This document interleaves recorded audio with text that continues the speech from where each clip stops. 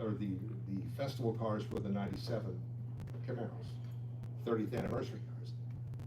Now, we buy these license plates from the state of Indiana, and we put, you know, one through however many you need. It's usually 65 cars. But, of course, Dale Earnhardt had car number 3. Now, we put these theft-proof screws in to put the license plate on the back of the car. We came out, they had removed the entire fascia overnight.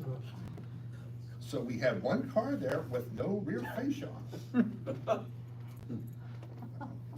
So speaking of the pace car, so it seems like there's a lot of GM pace cars over at the Indianapolis 500 all the time. So how does that process go, that they choose GM or anybody else? It costs GM a lot of money. Ah, Yeah, the contract calls for 300 and some vehicles. And usually at least a half dozen of totals. Good example, we gave Mary, her father was the one that opened Indianapolis 500. We gave her one car and she totaled it. And then the car the next year, Mary Holman, I'm sorry, she was an alcoholic. It got flooded, so we wrote that one off. But you know, there's a lot of pickup trucks and a lot of vans. And here's another thing. You cannot, on a new car, do any welding. You can replace a door panel, you can replace a hood, but you can't replace a quarter panel or a roof panel. And the reason we can't is because back in 1972, an Olds custom cruiser wagon, the big one, came in and it had roof damage, and the dealer replaced the roof panel. And 3 years later, the teenage son of the owner got going so fast that he flipped it end over end. Killed 5 of the 6 people in the car, and the 6th one is a lovely broccoli. And we lost the lawsuit for $32 million. So anytime a car was damaged, as a young district manager in Philadelphia, I would have to load up all these cars and take them up to a scrapyard in Slatington, Pennsylvania. And the first thing I would have them do is drain all the engine oil out and drive it or run it until the engine seizes. Then roll it on its side. I want to see put a hole in the transmission, slash all the wheels and tires, demolish the radio, and then make it into a nice coffee table. And I mean, or we would donate them to technical schools. But when we donated them, we would say, you can't use this on any public or private road. And the reason we said private road is we were donating Chevy vans and found out that they were using them as maintenance vehicles. So. always an angle. Did I answer the question?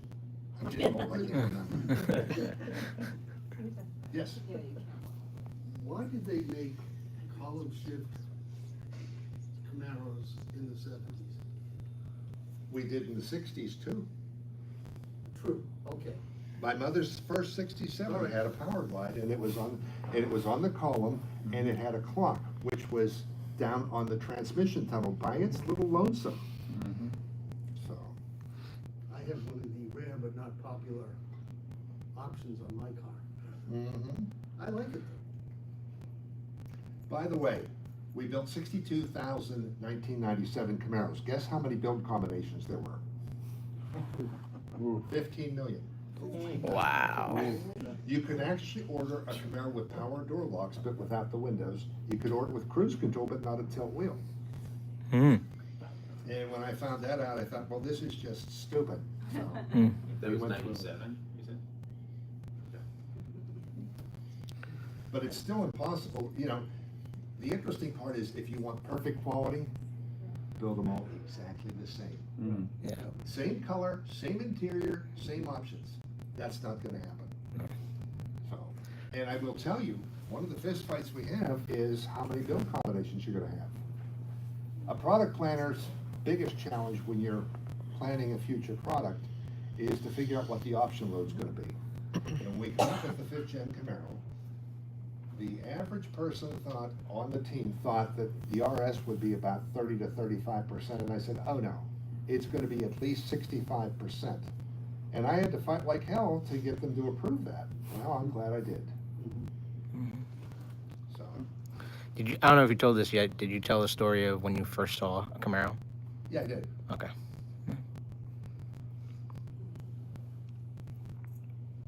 Anybody else? What's the rarest option on a first-gen Camaro? Off the top of your head. I don't know, I wasn't driving then. I didn't get my license until March of 70. So. I was But you told- know, it's interesting because, you know, back then we had no build protocol. If you ran out of certain bolts, you went down and bought them, you know, or you called another plant and had them shipped in. So when you say, well, those aren't the right bolts, you don't know that. Yeah. Boy, don't we know that? Hmm? Don't we know that? Yes. I got a question on the 5th gen Camaro. It's got a 2-piece drive shaft. Yes. Why is it that when you go aftermarket and you go to a 1-piece that you get harmonics problems? I suspect that's the reason. It's just from. The only thing I have in common, Lingenfelter had talked about it some. yeah. The only thing I have in common with an engineer is I had my own Lionel trains. So if there is, Questions like that come up and Yeah, it was you like- just can't possibly know Just all in that. 4th gear and when it's a 1-to-1 ratio, shift past it, different RPM, you get past it, but Yeah, just a known thing, but yeah. curious. so if or when they build a 7th gen, what do you think the architecture would be? I don't know. I just know this, it needs to be a Camaro.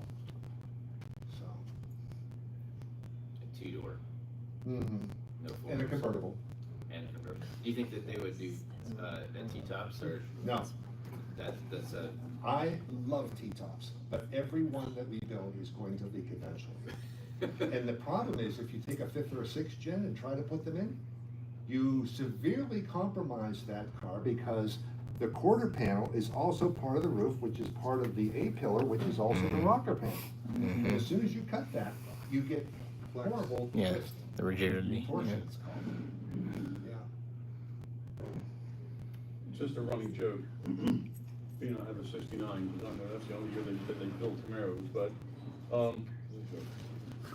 was there, I mean, it's kind of like a weird thing, but could GM take a 69 Camaro and sell it as a, I know because of the safety and all that kind of stuff, but, And every state has its own laws and emissions and everything else. I mean, even like if GM were to take a 67 and sell it as a 2027 and, I Impossible. mean, wouldn't that, I'm improv, but has any of that ever kind of?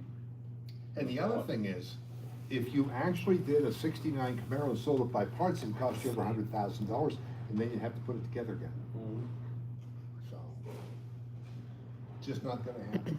No, I didn't think so, I'm just in theory.